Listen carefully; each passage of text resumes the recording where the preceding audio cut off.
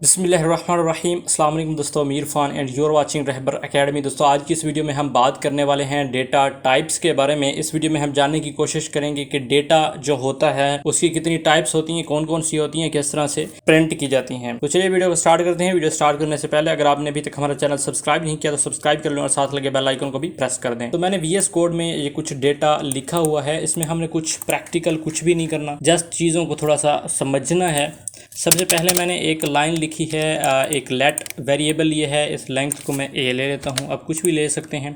उसके अंदर मैंने नंबर लिखा है, कुछ डिजिट लिखे हैं। तो ये हमने डेटा पुट किया। अब इसकी कोई ना कोई टाइप है। अब ये क्या है? टेक्स्ट है? टेक्स्ट तो नहीं है, ये एक नंबर है ना, तो इसके लिए इसको नंबर कहा जाता है। उसके बाद अगर हमारे पास जो टेक्स्ट है उसको डबल कोट्स में ले लिया जाए, अगर ये नंबर है उसको मैं डबल कोट्स में ले लेता हूँ तो ये हमारा बन जाएगा स्ट्रिंग।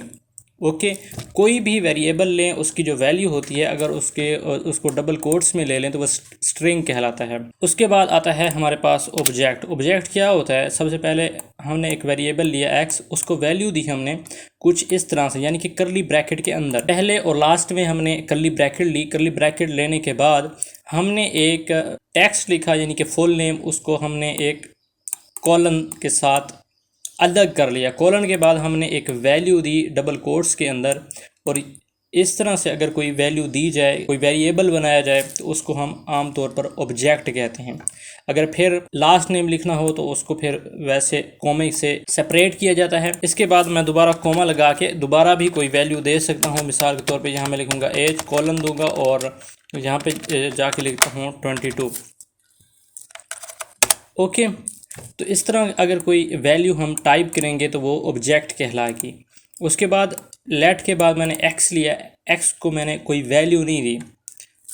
अगर इस तरह का कोई वेरिएबल डिक्लेयर होता है जिसको हम वैल्यू ना दें तो वो अनडिफाइन कहलाता है, यानी कि वो जो डेटा टाइप होती है वो अनडिफाइन होती है। एक और जो टाइप है, पिछली वीडियो में मैंने आपको बताया था कि ये पिछले जो वीडियो में हमने कोड किया था, हमारे पास जो जवाब आ रहा था या तो वो ट्रू में आ रहा था या तो फॉल्स में।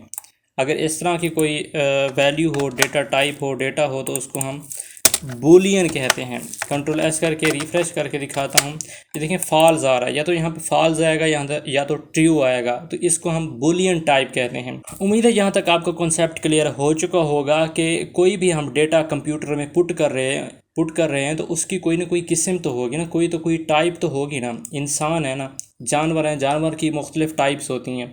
अगर इंसान है तो उसकी टाइप्स होती हैं, मर्द होती है, औरत होता है। इसी तरह जानवरों की अलग किस्में होती हैं, पौधों की अलग किस्में होती हैं। तो डेटा जो होता है, डेटा की भी टाइप्स होती हैं।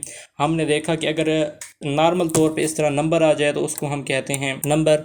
अगर इसको डबल कोट्स में लिख दें तो वो हो जाता है स्ट्रिंग। ओके, अगर इसको हम डिक्लेयर ना करें, अगर सिर्फ यहाँ तक ए ही सारा लिख दें तो इसका मतलब क्या हुआ? इसका मतलब हुआ ये अनडिफाइंड वेरिएबल है। इसी तरह हमने ऑब्जेक्ट को देखा। तो ये छोटी सी चीज़ें थी। उम्मीद है आपका कॉन्सेप्ट क्लियर हो चुका होगा। मिलते हैं न्यू वीडियो में न्यू टॉपिक के साथ, तब तक के लिए अस्सलाम वालेकुम।